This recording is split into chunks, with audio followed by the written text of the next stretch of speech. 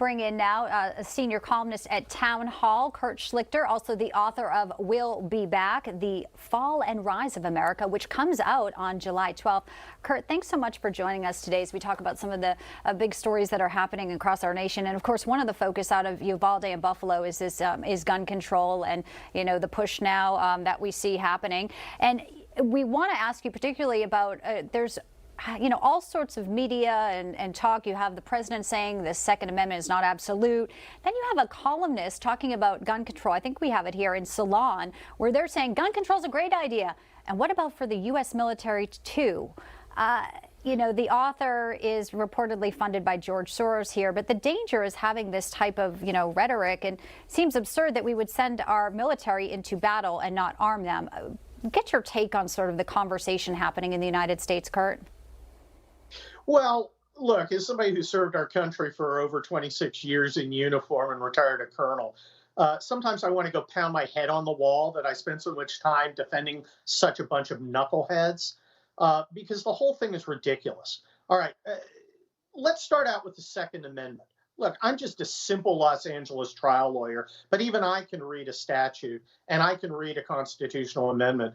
It says the right of the people to keep and bear arms shall not be infringed. As a prefatory statement about the militia is, under federal law, all able-bodied male citizens and some female citizens from 17 to something like 45 years old.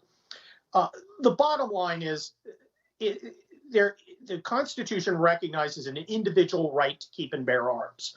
The Constitution does not grant it. It doesn't give it. Constitution doesn't give rights. These rights are endowed with us by our Creator. The Constitution merely recognizes them. And this whole idea that somehow, because a criminal goes out and murders a bunch of kids, the solution is to make us less able to defend ourselves and our families is so ridiculous. You have to ask yourself what's really behind it. And there are two things behind it. The first thing is the right to keep and bear arms provides the citizenry with a veto against tyranny.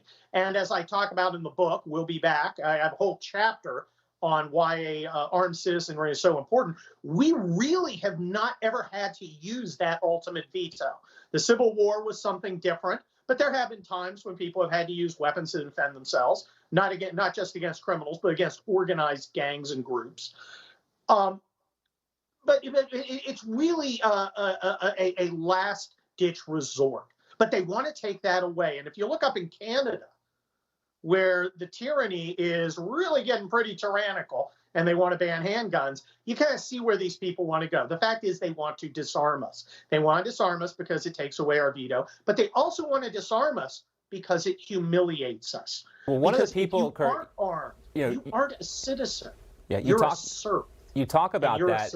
And you're submissive. One of the people that's been leading that charge for a long time. I'm too old to live that way. One of the people that's been leading that charge for a long term is Beto O'Rourke. Here's a clip of him speaking at a town hall recently. But I don't think that the people who have them right now in civilian use should be able to keep them. Now, he was talking specifically about the AR-15 platform rifles. I mean, he's literally talking about confiscating people's guns. How do you think that's going to play out with the voters of Texas? Well, I think it's going to play poorly. My question to Beto, besides my normal inquiries about why a noted furry is running for governor of a great state, it always leads to the furry conversation. My question to him is, what's the name of the guy who's going to come and take them? Right. Because there are people out there who are willing to die for their right to keep and bear arms. There are people willing to do that. Who's the guy who's willing to fight and risk his life to take them from those people? Because that will happen. Because if you escalate, if you go into outright tyranny, if you throw away the entire Constitution, because that's what you really have to do. To go confiscate guns, you're taking away the Fourth Amendment, you're taking away the Fifth Amendment, probably the First Amendment, not even touching the Second Amendment. If you're throwing the Constitution out the window, you're throwing legitimacy out the window, and there are people who are going to fight back, and people are going to die.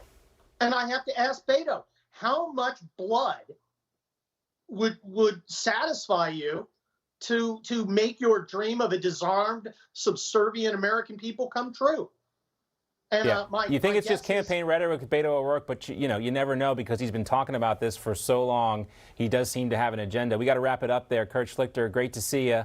Look forward to talking again real soon, especially when you get closer to that book coming out this July. We'll have you back to talk more about it. Kurt, Thank you. Great to see you. And thank you for your service. Don't bang your head, all right? It's good. We're glad to have you here.